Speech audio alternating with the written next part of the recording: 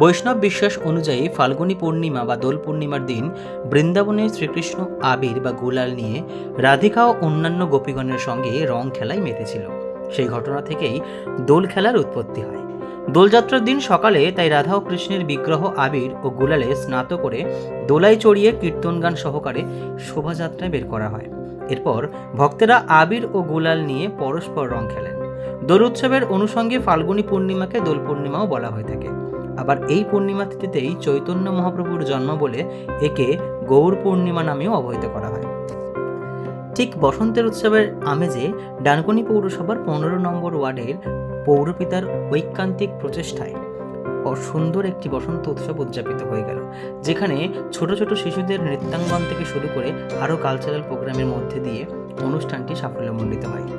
পৌরপিতা কল্লোল বন্দ্যোপাধ্যায় কি বললেন শুনুন।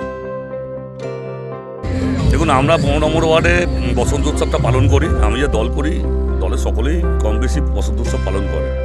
তা সেখান থেকেই আমরা ধর্ম বর্ণ নির্বিশেষে অরাজনৈতিকভাবে এটা পালন করি। সব মানুষের একটা আনন্দের দিন, একসঙ্গে বিভিন্ন নাচের গ্রুপ আসে, এখানে একটা আনন্দ প্রোগ্রাম, একটা দিন একসাথে তোলায় সবাই মিলে একসাথে একটা আনন্দ, কিছুটা সময় একসাথে ভালোভাবে কাটানো, রঙে রাঙিয়ে দেওয়া সবাইকে, একটা দিনের আনন্দ। আবার যে যার কাল থেকে নৈমিত্তিক লাইফে আবার যে যার মতো চলে যাবে। প্রচুর তফাৎ। ছোটোবেলায় বেরিয়ে পড়তাম হাতে বেলুন রং নিয়ে, ঠিক আছে, সারাদিন সারা দুপুর বাড়ি থেকে খুঁজতে বেরোতো, দুপুর 3টে 4টে 5টা বেজে যেত, রং খেলে ভূতের মতো ফাদুরের রং এসব মেখে বাড়ি ফিরতাম। 7 দিন ধরে রং উঠতো না, স্কুল যেতে পারতাম না। কলকাতা স্কুলে পড়তাম, সেখানে রং মেখে স্কুলে যাওয়া যেত না, 7 দিন ধরে স্কুলটা ছুটি হতো। কিন্তু এখন সেই উন্মাদনা দেখতে পাই না, রং নেই, এখন আবির খেলা। তা আমাদের ওই যেরকমভাবে লাইফ এগোচ্ছে সেভাবে আমাদেরকেও মানিয়ে নিতে হচ্ছে, সময়ের সঙ্গে খাপ খাইয়ে নিতে হচ্ছে, সেভাবেই চলছে। আজকে আমাদের হুগলি জেলার কমলাধ্যক্ষ সুবিধা থাকছে, আমাদের মেজদি থাকছে, মানে আমাদের বিধায়ক থাকবে, এছাড়া পৌরসভা চেয়ারম্যান, ভাইস চেয়ারম্যান, এই আমার সিআইসি পিজুসদা আছে, সমস্ত কাউন্সিলর সকলেই থাকবে, আর এলাকার বিভিন্ন বিশিষ্ট জনেরা। এটা আমার এই নিয়ে তৃতীয় বর্ষ। দেখুন, সবুজ আবিরের আবেগ আমাদের কাছে অন্য। আজকে বিভিন্ন রঙে রাঙি, কিন্তু সবুজ আবির তার দামটা আলাদা। সেই আবিরটা খেলার আজকের দিন নয়, সেই আবিরটা খেলবো 4 জুন। তাই আজকে সব রঙই মাখছি, আজকের অরাজনৈতিক মঞ্চ, তাই সব রঙই মাখবো, কিন্তু 4 তারিখ শুধু সবুজই মাখবো। 15 নম্বর ওয়ার্ডবাসীতে একটাই বলবো, একসাথে সবাই মিলে থাকুন, ধর্ম বর্ণ নির্বিশেষে। মমতা বন্দ্যোপাধ্যায়ের বাংলা, এখানে ধর্ম বা বর্ণের কোনো স্থান নেই। সব মানুষ একসাথে থাকুন, ভালো থাকুন, সাবধান থাকুন, সুস্থ থাকুন। আর যে কোনো বিপদ আপদে আমি কাউন্সিলর রয়েছি, আমার এই 15 নম্বর ওয়ার্ড যুব সমাজ, এখানে 150 ছেলে আপনারা দেখছেন, সব নীল পাঞ্জাবি পরে রয়েছে, সবাই রয়েছে। সবার জন্য আমরা একটা কথা বলেছিলাম ভোটের আগে, যে আপনারা মাথা উঁচু করে ভোট দেবেন, মাথা নিচু করে আমি 5 বছর পরিষেবা দেবো।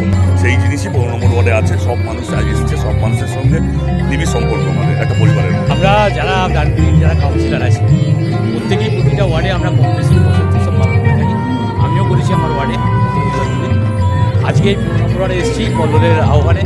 বসন্ত উৎসব সুন্দর পরিবেশ, প্রচুর মানুষ এখানে এসে উপস্থিত হয়েছে বসন্ত উৎসব পালন করার জন্য।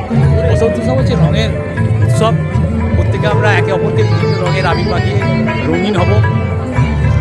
সর্বভারতীয় ক্ষেত্রে সারা ভারতবর্ষে আজকে যে বিদ্বেষ, ধর্মের বিদ্বেষ, জাতির বিদ্বেষ, একে অপরের বিরুদ্ধে হানাহানি মারামারি, সেটাকে আমরা উৎসবের মধ্য দিয়ে সর্বধর্মের মানুষ, সর্বসম্প্রদায়ের মানুষকে সঙ্গে নিয়ে আমরা রঙে রঙিন হব।